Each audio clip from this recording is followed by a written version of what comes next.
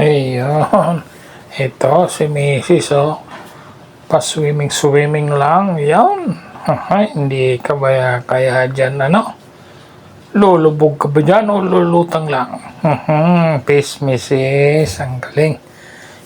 Laligo kami kasi sobrang init ng panahon. Yan ang aking manager. Si Mrs. Bularon. Ayan, dyan siya muna paupo-upo sa gilid. Iyon, kasunod naman niya yung apo niya. Yung nag-dive nang wala sa oras at wala sa tiyempo. Yun. Lalaro ang mga dalaga sa swimming pool. Sarap ng buhay, nagpapalamig. Ganyan lang talaga sa swimming pool. Kailangan nating magpalamig at kailangan natin maligo sa init ng panahon.